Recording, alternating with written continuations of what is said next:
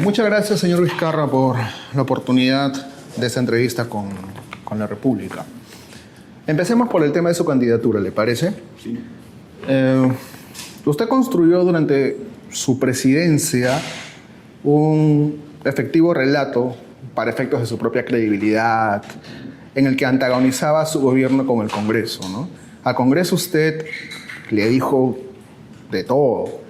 Ahora apenas es vacado, anuncia que desea conseguir un escaño.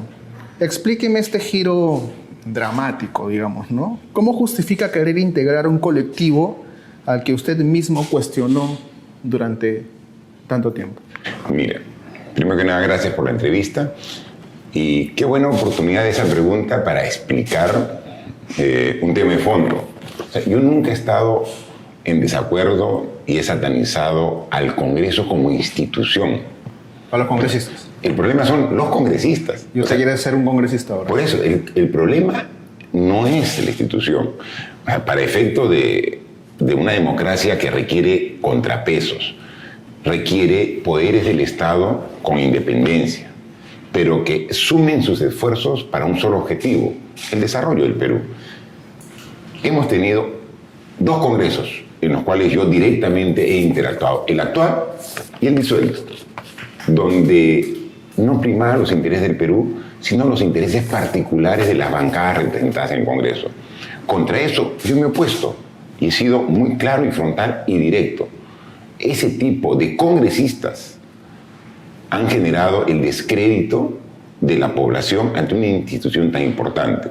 Si ahora acepto este reto de integrar un nuevo Congreso, es precisamente para cambiar la forma de accionar de los congresistas y, en consecuencia, el Congreso recupere credibilidad y recupere legitimidad ante la población. ¿Usted quiere cambiar el accionar de los congresistas?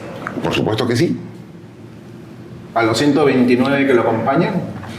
Por lo menos ya tenemos una idea clara y común, y por eso estoy recorriendo el Perú para conversar con los congresistas de la bancada de Somos Perú, ahora candidatos, y que seguramente en un buen número van a ser electos congresistas. Gracias a su empuje, a su arrastre. Una pregunta sobre eso, precisamente. Sí. ¿Usted garantiza la idoneidad de los congresistas que resulten electos de Somos Perú? Se lo pregunto porque sin su candidatura, muy posiblemente, me estoy adelantando, pero uno entiende que esa bancada hubiese sido de mucho menor tamaño, si es que acaso hubiese llegado al Congreso incluso. Su arrastre le da la posibilidad de convocar a más gente y que tenga mayor cantidad de votos, por lo tanto que la bancada sea mayor. ¿Usted garantiza la idoneidad de quienes puedan entrar al Congreso? Mire, yo garantizo que como bancada vamos a tener una agenda muy clara en función del desarrollo del Perú, en función de la necesidad del ciudadano, como bancada. Yo no puedo asegurar, como bien usted lo dice, la idoneidad individual de cada uno de ellos, pero sí puedo asegurar la idoneidad del grupo de Somos Perú que va a estar representado en el Congreso. ¿Cómo diferencia la idoneidad personal de la idoneidad del grupo? No, porque es que como grupo, y para eso estamos haciendo el esfuerzo de recorrer todo el Perú, estamos definiendo lineamientos, estamos definiendo objetivos. De acuerdo. Entonces, yo ya he estado en San Martín, he estado en Lambayeque, en La Libertad, en Cajamarca, y hemos conversado con los ahora candidatos. Y le hemos dicho que aquí el reto no es ganar las elecciones, el reto es hacer una gestión eficiente y una gestión en beneficio de la población. Ahí va a venir recién el reto que tenemos que asumir. Usted repite de manera constante cuando se lo preguntan que no postula al Congreso para refugiarse en la inmunidad parlamentaria. Esta es una respuesta evidente, ¿no? Nadie admitiría que quiere llegar al Congreso para blindarse, digamos. Aunque esa fuese su intención. No estoy diciendo que lo sea, digo que es una respuesta obvia, ¿no? Sin embargo, lo concreto, lo real, es que si usted llega, y esto es casi seguro, salvo que lo retiren en el camino, ¿no? Hay algunos... Intentos habrán y muchos. Pero a lo que voy, si usted llega, y como digo, es casi seguro, obtendrá privilegios propios del cargo, que le permitirán enfrentar las investigaciones en su contra quizás desde una mejor posición. ¿No es verdad eso que le estoy diciendo? Mire, y eso es uno de los principales objetivos que tengo individualmente, y lo estamos asumiendo colectivamente con el grupo de congresistas que sean electos como Somos Perú. Privilegios. Tú has hablado, y tú lo has dicho bien, los congresistas tienen privilegios, y no solamente el privilegio de la inmunidad, ese es uno de los privilegios. Tienen además otro enorme privilegio, el privilegio del tiempo de trabajo. O sea, todo ciudadano, usted, elector de la República, tiene que romperse el lomo trabajando todos y cada uno de los 365 del año. Algunos privilegiados tienen su mes de vacaciones. ¿Cuánto trabaja un congresista? Un congresista trabaja 2 legislaturas de 120 días cada una. Es decir, trabaja 8 meses al año. Y descansa 4 meses. Puedo proponer que se trabaje en 11. ¿No? Como todo ciudadano. Entonces, tenemos que quitar el privilegio del congresista de un trabajo muy, muy limitado en tiempo. Y obviamente el privilegio de la inmunidad. O sea, los ministros no tienen inmunidad, y tienen altos cargos. ¿Por qué tienen que tener los congresistas? Ok. Pero cuando yo hablaba de privilegios y relacionaba el tema con el tema de sus investigaciones, me refería a otro tipo de privilegios. Digamos, lo del trabajo lo entiendo. Pero me refería, por ejemplo, al tema de la inmunidad, que ya está, que usted mismo ha mencionado. El respaldo de una bancada, que seguro será importante gracias a su colaboración. Finalmente, capacidad de influencia. Mire, política. No le he ejercido la capacidad de influencia siendo presidente de la República. Mucho menos haré ejercicio de una influencia siendo congresista. Yo creo que, y estoy seguro que una autoridad que es elegida democráticamente tiene la responsabilidad de mantener la humildad durante su ejercicio del cargo. Yo lo he hecho. Yo no me he sentido más que nadie durante los 2 años, 8 meses que he sido presidente de la República. He sido un afortunado por tener la más grande responsabilidad del país, pero para nada me he sentido un ciudadano diferente. Eso queremos también hacerlo en el Congreso, de que los congresistas, no sé por qué circunstancia, una vez que son electos, se creen, como usted bien lo ha dicho, ciudadanos con privilegios, ciudadanos de otra categoría. Y eso los aleja de la población. Y, en consecuencia, al estar alejado de la población, los insensibiliza. Mi argumento, de nuevo, es que usted, si llega al Congreso, que es lo más seguro, va a tener mejores herramientas para enfrentar las investigaciones en su contra. Ahora, ¿es verdad o no? Ahora soy un ciudadano y estoy afrontando las investigaciones. En menos de un mes he tenido 5 citaciones y he ido a las 5 citaciones. Tenga la seguridad que, siendo congresista, seguiré asistiendo a todas las citaciones que me haga la Fiscalía a través de sus diferentes instancias. Pero mejor protegido. ¿Por qué? Si vamos a eliminar la inmunidad parlamentaria. Ese es otro tema interesante. Usted dice que va a eliminar la inmunidad parlamentaria. Vamos a eliminar la inmunidad parlamentaria. Señor Vizcarra, me hace ruido esta propuesta. No voy al fondo necesariamente, porque para mí sí los congresistas deberían tener inmunidad. Pero claro, debería ser bien usada. Ha habido una modificación ya en el Congreso. Usted dice que es una inmunidad a medias. Esto es discutible en todo caso. Pero mi pregunta es la siguiente. Usted propone eliminar la inmunidad parlamentaria, pero dar un salto así supone una mayoría legislativa importante. Usted está proponiendo eliminar la inmunidad parlamentaria, pero eso va a depender claramente de la correlación de fuerzas que haya en el Congreso. ¿Cómo puede usted proponer eliminar la inmunidad parlamentaria si ni siquiera sabe qué composición va a tener ese Congreso? Si ni siquiera sabe usted si su propuesta va a tener acogida en los futuros congresistas. ¿No es un poco engañar a la gente? No. Para empezar, es ya una propuesta de toda la bancada de Somos Perú. O sea, ya no es una propuesta individual. O sea, la bancada que sea electa por la ciudadanía, atendiendo el pedido de Somos Perú, como bancada en su conjunto, los congresistas que sean electos. Pero la bancada de Somos Perú no alcanza. No. Pero también hay líderes de otros partidos políticos que han manifestado exactamente lo mismo. E incluso los actuales miembros del Congreso han dicho que han eliminado la inmunidad parlamentaria. Pero si usted lee el texto, lo aprobado en el Pleno, no eliminan la inmunidad Claro, parlamentaria. eso es debatible, pero mi punto es, ¿cómo propone usted eliminar la inmunidad parlamentaria? Porque va a ser una propuesta nuestra. Pero está proponiendo eliminarla. Va a ser nuestra primera propuesta, obviamente. Y haremos el esfuerzo de coordinación y concertación con las otras fuerzas para hacerlo. Lo que significa que no necesariamente se va a eliminar. Pero es que, si hay esa voluntad de la fuerza política manifiesta actualmente, es que queremos pasar nosotros de promesas a hechos concretos. Y vamos a estar atentos por eso. Esta es una campaña corta. Y estaremos muy atentos a lo que manifiesten los otros partidos políticos. Y obviamente, estoy seguro que coinciden en la eliminación de la inmunidad parlamentaria. Porque así lo han manifestado. O sea, los otros partidos, yo he escuchado a los líderes la voluntad de eliminar.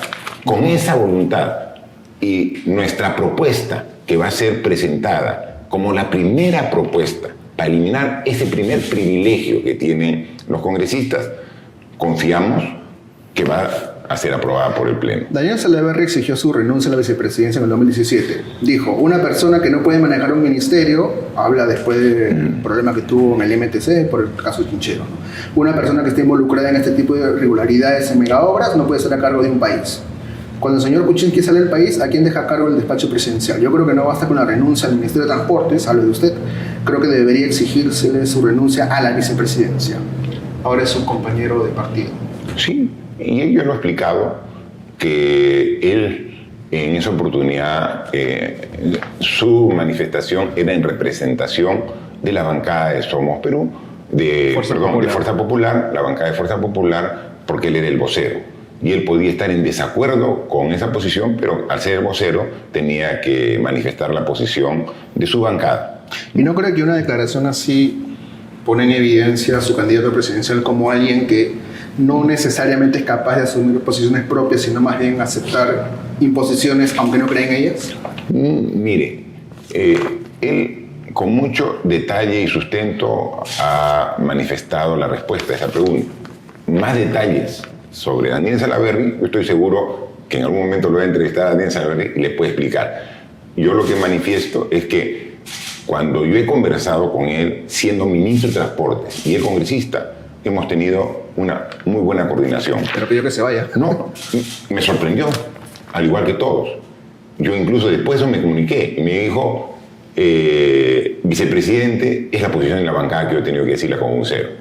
Luego, cuando yo ya ejerciendo la presidencia de la República y él ejerciendo la presidencia del Congreso, hemos tenido una muy buena relación, cada cual manteniendo la independencia de sus responsabilidades. Hemos coordinado y coincidido durante precisamente su presidencia, se llevó a cabo el referéndum y un buen avance de coordinación. Así que eso me genera confianza en que podemos establecer una muy buena relación en el futuro, si es que también él, como esperamos, sea elegido presidente de la República. Ya no creo que le vuelva a pedir la renuncia. No, en absoluto. Eso fue la coyuntura política de la posición del partido Fuerza Popular, que usted y todos los peruanos la conocemos. Una posición obstruccionista que en ese momento como vocero él tuvo que expresar. Vayamos a la pandemia, ¿le parece? Sí. Usted es muy criticado por los resultados que demuestra el Perú. Hay dos puntos que me parecen clave. Primero, tenemos el Perú, el mayor ratio de muertes por millón de habitantes. Michael Reid, el editor de Economist, usted lo debe conocer muy bien, ha pedido que usted sea incluso investigado por el mal manejo de la pandemia. Esta apreciación tuvo bastante rebote, ¿no? ¿Cómo evalúa la conducción que hizo usted en la lucha contra el coronavirus? ¿Se aprueba o se desaprueba? Mira, yo apruebo no tanto la actuación individual ni de gobierno, sino de la población. Esta crisis sanitaria, que es la peor que hemos vivido en el Perú y a nivel de toda la humanidad, la hemos tenido que afrontar con tremendas falencias, con un sistema de salud precario. Y así la hemos afrontado. Y ahora, las estadísticas que gusta mucho a uno, a diferentes analistas tomarlas en cuenta, van encontrando cierta estabilidad de manera comparativa con otros países. Ahora mismo, el país nuestro, el Perú, tiene indicadores de afectación de esta pandemia que ya son similares a muchos países en el mundo. ¿Qué siente cuando ve al Perú liderar el ratio de muertes por millón de habitantes? No, pero es que una pandemia se evalúa cuando concluye la pandemia. O sea, no puede usted evaluar un partido de fútbol a mitad del primer tiempo. O sea, tiene que ver toda la evaluación y cuando concluya, ahí va a ver los ratios. Nuestros ratios como país han sido, al inicio, tuvieron efectos bastante elevados porque no teníamos sistema de salud que pueda afrontarlo. Inmediatamente comenzamos a trabajar en la contención del contagio y la respuesta hospitalaria. Cuando trabajamos eso, y eso nos tomó 3, 4, 5 meses, se estabilizó el incremento tanto del contagio como las muertes. Yo entiendo perfectamente que hay problemas estructurales que usted heredó, eso está clarísimo. Hay cosas que reconocerlo, por ejemplo el tema de las camas UCI, eso también es cierto, aunque no se llegó a la cifra prometida de las 2000.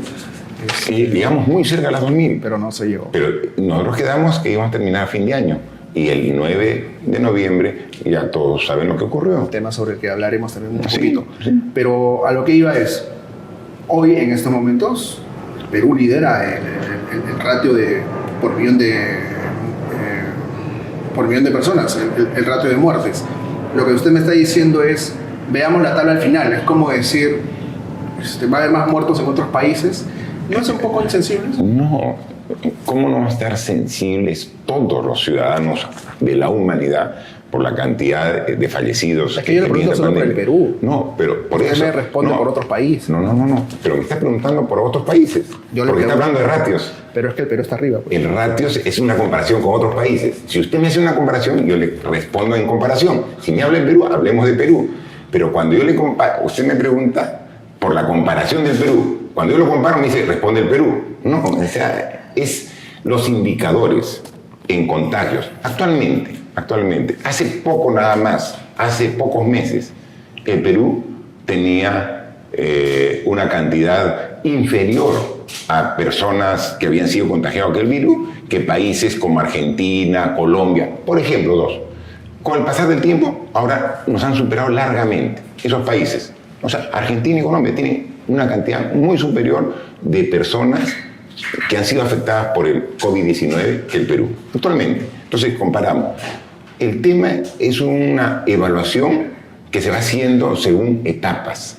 Nosotros empezamos con un enorme déficit de posibilidades de atención, pero hemos multiplicado por 10 la cantidad de camas hospitalarias. De igual manera, las camas UCI. Entonces, había un esfuerzo muy grande que tenemos que continuarlo. Y eso es lo que nos preocupa. Los últimos 2 meses podemos apreciar que hay un relajamiento en las medidas de prevención, que son las más importantes en cualquier pandemia. Critica al presidente Sagasti. En general, al gobierno, y también el gobierno tiene que generar las medidas de prevención para que la población no se relaje. Ahora, ¿asume alguna responsabilidad política por esta enorme cantidad de decesos? Asumo la responsabilidad que corresponde de tener un sistema administrativo burocrático que nos toma 6 meses en aumentar las camas hospitalarias y las camas UCI cuando deberíamos hacerlo en 3 meses. Entonces hay un sistema en el cual tenemos que desempeñarnos como gobierno. Yo entiendo eso, pero mi pregunta es muy concreta. ¿Asume la responsabilidad política? El tema de demorar más tiempo del que era el estrictamente necesario, obviamente lo asumo, pero nunca dejamos de poner todo nuestro esfuerzo. Segundo punto. ¿Asume alguna responsabilidad política por la trágica demora, trágica digo porque, claro, estamos hablando de vidas humanas, en la adquisición de las vacunas. Usted le ha lanzado la pelota al Congreso, ha dicho que se demoró en el registro sanitario, que lo vacaron cuando estaba a punto de cerrar el contrato con farmacéuticas. Claro. Con laboratorios, en realidad. Con laboratorios, en realidad, efectivamente. Un error mío. O sea, yo no niego que el Congreso haya actuado de manera responsable, pero cuesta mucho creer que un jefe de Estado, la máxima autoridad del gobierno, el cargo político más importante del país, no tenga ninguna responsabilidad en este fracaso. O sea, ¿qué le puede decir a la gente sobre el tema de las vacunas que suene un poco más autorreflexivo, sincero, menos lanzarle la pelota? No, es que no estoy hablando solamente de este proyecto de ley, ¿no? Este proyecto de ley era el que iba a atender uno de los requisitos, tener registro sanitario. O sea, si uno quiere comprar una galleta, comprar un caramelo... Se necesita registro sanitario, por supuesto. O sea, para poder suministrar una vacuna con mayor razón. Entiendo. Y el registro sanitario tiene un periodo para su aprobación que demora meses y hasta años. Entonces nosotros no podemos suministrar la vacuna si no tenemos registro sanitario y no podemos darnos el lujo de tener meses esperando. Entonces este proyecto de ley era para hacer un registro sanitario temporal de un año, muy rápido, específicamente para la vacuna del COVID-19. Eso se demoró más de 80 días. Pero eso es solamente uno de los factores, no es el único. Uno tiene que adquirir la vacuna apenas exista la vacuna. Antes no puedes adquirir la vacuna. Pero Chile sí adquirió la vacuna. ¿Cuándo la adquirió la vacuna Chile? ¿Cuándo la adquirió Chile la vacuna? Recientemente, claro. No, la adquirió el 27 de noviembre. Recientemente. 27 de noviembre. O sea, es recientemente. Porque ahí recién ya la vacuna de Pfizer había concluido su fase 3 y había sido aprobada. Esa fue aprobada. Pero hubo un periodo previo de negociaciones. Y todo el periodo previo de negociaciones que siguió Chile, lo siguió Colombia, lo siguió Perú. Todos seguimos el mismo Pero periodo. Perú no firmó nada. Y tampoco firmó Chile, tampoco firmó Colombia. Nadie firmó nada. Mientras que no haya la vacuna, nadie firmó nada. La vacuna tú la compras cuando haya. Y cuando firmó, por ejemplo, Chile, la compra la vacuna. El 27 de noviembre. Firmó la versión final del contrato. No, nosotros la versión previa también la tenemos. Con Pfizer, con Moderna, con AstraZeneca, con todos tienes versiones previas. Son compromisos de adquisición. Pero tú no la puedes comprar hasta que no tengas, porque hasta el mes de noviembre no existía precio, no hay precio de la vacuna. Pero aunque no haya precio, hay adelantos a la farmacia. No puedes dar adelanto si no hay precio. Una consulta. ¿Asume algún tipo de responsabilidad en el tema de las vacunas? Nosotros hemos trabajado exactamente como corresponde en la etapa que corresponde.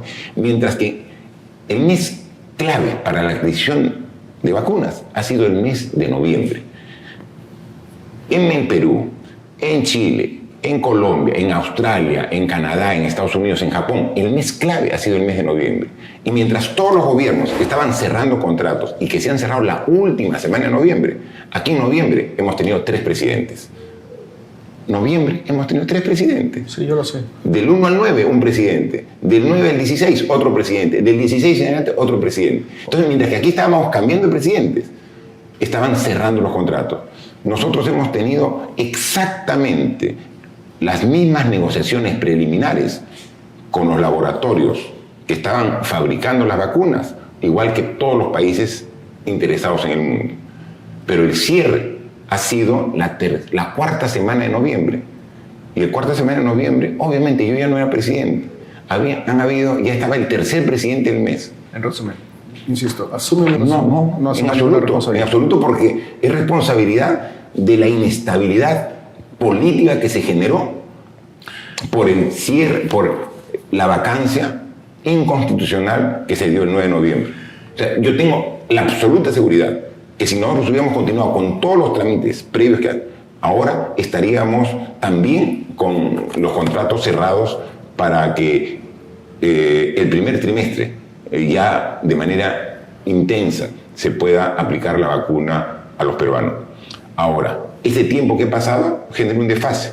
Lo que estoy seguro que el gobierno está haciendo es recuperar ese desfase para que también se pueda contar con la vacuna a partir del primer trimestre del próximo año. Lo que nosotros sí cerramos es lo que podía concretarse era la iniciativa del Banco de la Organización Mundial de la Salud, el COVAX Facility. Eso sí podía, porque esto no era un trato con una empresa privada. Y entonces ahí podías tú cerrar un trato sin tener el precio final, porque por intermedio, quien respaldaba el COVAX Facility era la Organización Panamericana de la Salud. Sí, claro, entonces era una iniciativa mundial que decía, nadie está seguro si todos no estamos seguros. Bueno, y ahí sí hubo 128 millones de dólares que se dio como abono para 13 millones de vacunas para el año 2021. Ok. Uh-huh. ¿Le afectó personalmente lo que ocurrió el 9 de noviembre? Claro, por supuesto. ¿Cómo no va a afectar? O sea, si afectó a la gran mayoría de ciudadanos del Perú que salieron a reclamar en calles, en plazas, en sus hogares, en sus ventanas, en sus balcones, ¿cómo no me afectará a mí? Por supuesto que me afectó. Desde la primera noche de las protestas contra Merino, ningún cartel ni de manifestaciones de Lima lo defendía usted ni a su gestión. ¿Por qué cree que fue así? Porque ahí no estaban atacando a una persona. O sea, ahí el ataque y la afrenta era contra la democracia.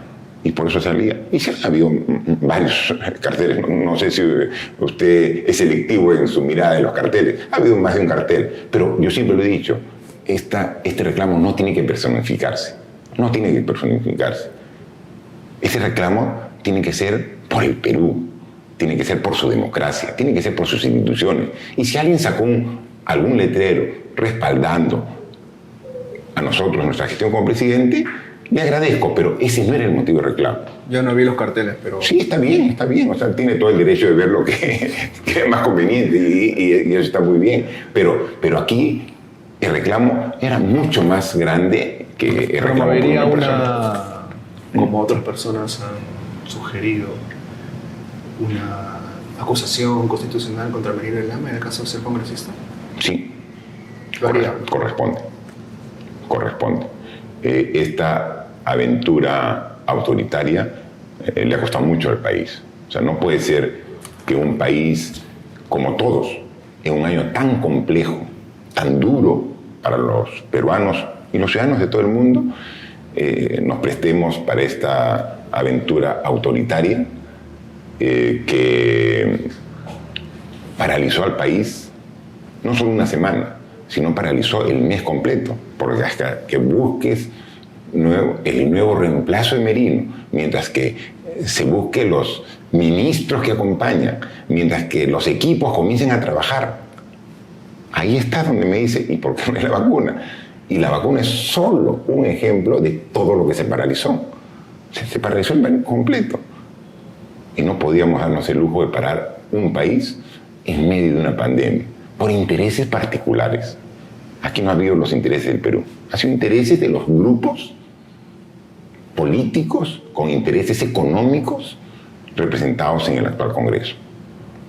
Okay. Ellos tomaron esa decisión y tienen que asumir las consecuencias de la decisión que tomaron. ¿Ha vuelto a tener contacto o a conversar con el exministro José Hernández? ¿Sigue siendo su amigo? No. He conversado en este año 2020, sí, pero hace ya varios meses, ¿no? ¿Antes del escándalo? Sí, antes. Sí. ¿Sigue siendo su amigo?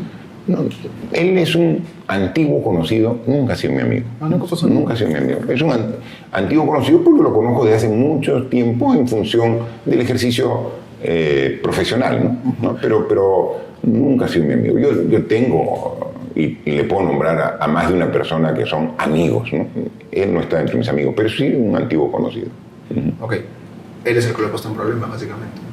No, bueno, no solo él. En absoluto. Él ha hecho una declaración que no hay absolutamente ningún sustento ni prueba al respecto. De acuerdo. Ahora, la obra de irrigación de Moquegua, Lomas de Hilo, ¿no? Por la que supuestamente se recibió estos sobornos y por el cual la Fiscalía lo investiga, no funciona, está inoperativa.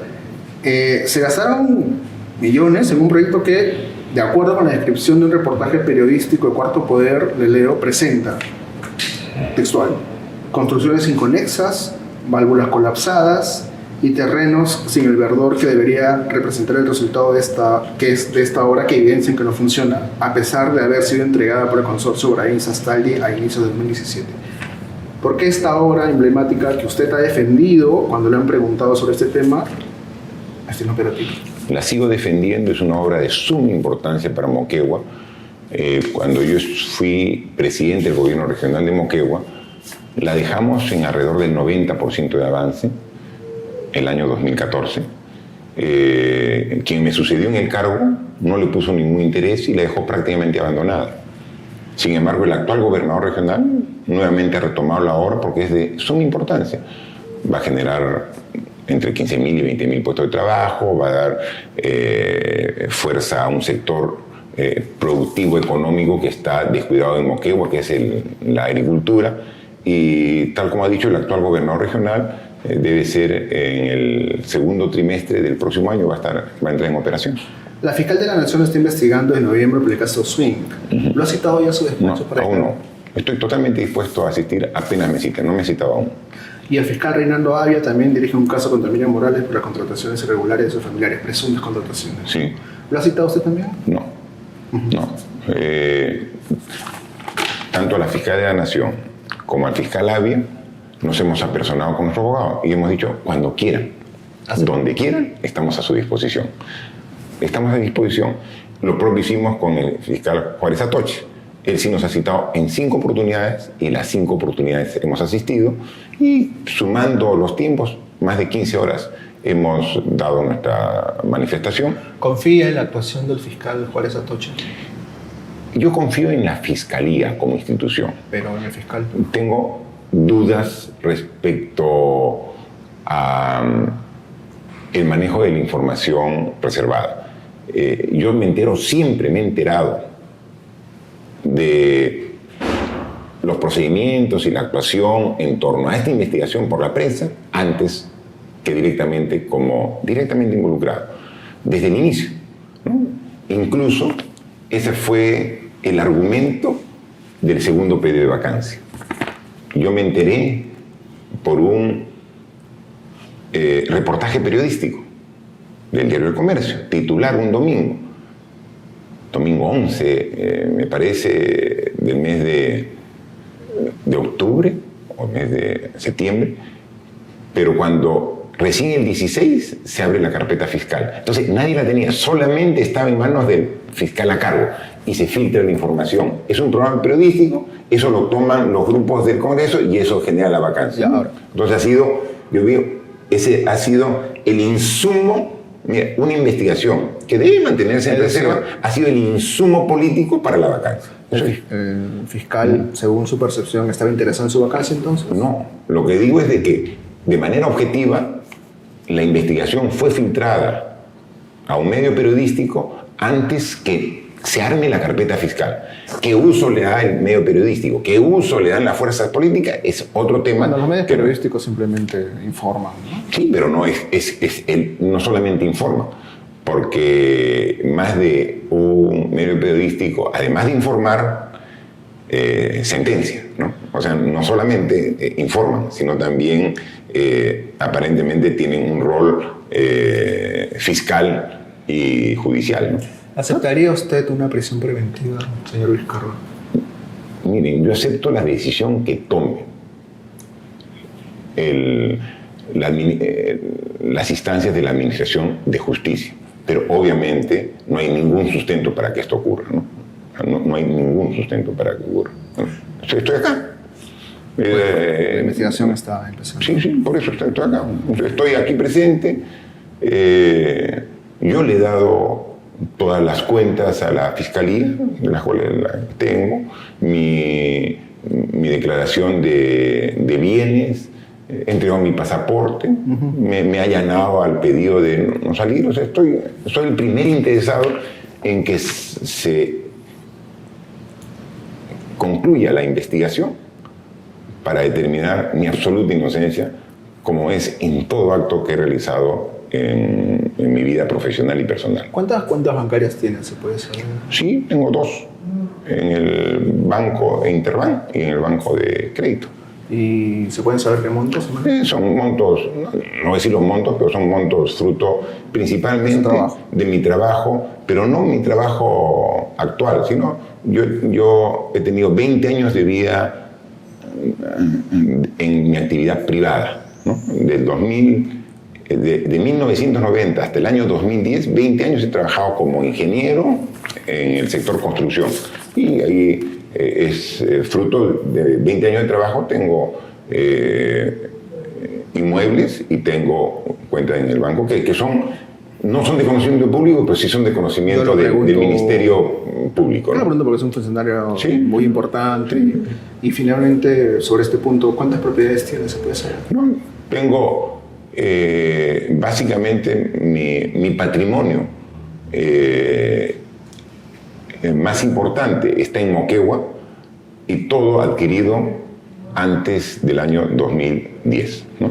O sea, ¿Pero cuántas se puede saber? Sí, son 4 propiedades. 4 propiedades. 4 ¿Casas? propiedades.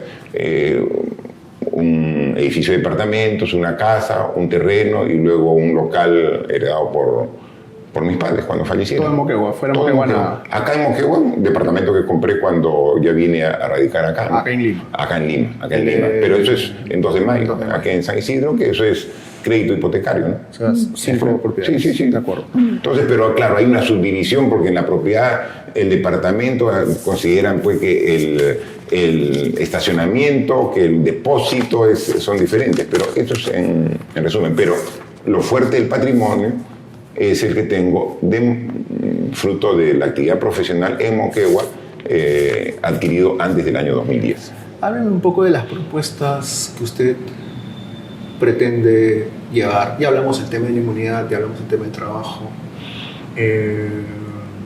Pero, ¿qué más quisiera hacer de llegar al Congreso, señor Vizcarra? Miren, yo leí hace algún tiempo a un también analista, opinólogo, entonces que decían cómo no todo funciona en el Perú como el Banco Central de Reserva, ¿no? Creo que y lo ponen como un ejemplo de Vergara, ¿no? Alberto Vergara. Alberto Vergara dijo, no, cómo no todo funciona, ¿no? Entonces yo creo que así como podemos ver una institución que sí funciona bien, que en el otro extremo creo que está el Congreso de la República, ¿no? O sea, que bien funciona esta institución, mira qué mal funciona esta institución. ¿Y cuál es más importante? Las dos son importantes, son importancias relativas, ¿no? O sea, no podemos que el poder legislativo esté tan desprestigiado precisamente por el trabajo de sus integrantes. Tenemos que cambiar ello. Entonces, para empezar, tenemos que quitar los privilegios a los congresistas, porque desde que le damos esos privilegios, hay un endiosamiento de los congresistas que se creen seres de otro nivel. Y yo he ido al Congreso. Desde que yo entro al Congreso, los congresistas te tratan y te miran hacia abajo. Despóticamente. Despóticamente. Okay. ¿No? Entonces, tenemos que ver. El congresista no tiene por qué tener inmunidad. O sea, tiene que ser conocida. 1. Hablamos. 2. El congresista tiene que trabajar como cualquier ciudadano. 11 meses, ya hablamos. Tiene que trabajar. Pero además, el congresista, vaya o no vaya a trabajar, gana lo mismo. Oye, tienes que trabajar. Y si no vas a trabajar, se te descuenta el día. Si no estás en el momento de la discusión, la votación y no votas, se te descuenta el día. O sea, como cualquier ciudadano. O sea, ¿por qué el congresista tiene otro estatus? O sea, si no trabajas, no cobras, pues. Si no produces, no cobras. O sea, como cualquier institución, pública o privada. ¿Por qué tiene ese estatus especial? El congresista no es más que un ciudadano que tiene la representación del pueblo por 5 años para, en su representación, hacer leyes y fiscalizar para mejorar a los ciudadanos. O sea, no es que es otro estatus, eso es fundamental.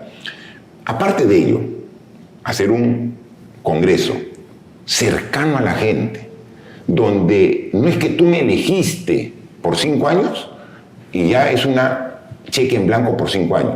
Yo tengo que ser más participativo, tiene que ser más participativo. Y entonces, en ese concepto, tenemos que trabajar, y es fundamental, como responsabilidad de este nuevo Congreso, trabajar una nueva constitución. Apostaría por una nueva constitución. Apostaría por una nueva constitución. ¿Reformarla o nueva, completamente? Una nueva constitución. ¿Con una asamblea constituyente? Con una asamblea O constituyente. sea, en paralelo. Así es. Nosotros vamos a plantear de que el artículo 200... La Constitución tiene 246 artículos, si mal no recuerdo. Tendría que haber un artículo 247 donde establezca el mecanismo para esta nueva Constitución a través de una asamblea constituyente, que sería elegida la constituyente, los miembros de la asamblea constituyente, en la elección de las autoridades regionales y municipales del año 2022. Entonces, eso sería fundamental, que el año 2022, en el mes de octubre, que son las elecciones, ahí hayan las elecciones para la nueva constituyente. En un periodo de un año se pueda elaborar la nueva constitución y que sea validada por un referéndum aprobado por no menos del 70% de la población. Entonces, una constitución que recoja las necesidades y desafíos del bicentenario. Una constitución que busque la unión y no la división de los peruanos. Una constitución que mantenga los lineamientos para un desarrollo, pero un desarrollo inclusivo. Es fundamental. La constitución que actualmente nos rige no solamente tiene 27 años, que puede parecer corto tiempo de vigencia, sino que nació impuesta bajo un régimen autoritario. Nosotros proponemos que la Constitución del Bicentenario debe ser una constitución absolutamente democrática, que salga del consenso y que todos nos sentamos parte de la nueva Constitución para precisamente quererla y defenderla como debe ser. Ok, señor Vizcarra, no lo voy a quitar más tiempo. Ha sido una conversación de 40 minutos. Intensa por momentos, pero Así deben ser las conversaciones. divertida. Sí. Le agradezco mucho el tiempo que se tomó con el diario. No, muchas gracias. Muchas gracias a ti. Como siempre, a disposición de ti y de la República.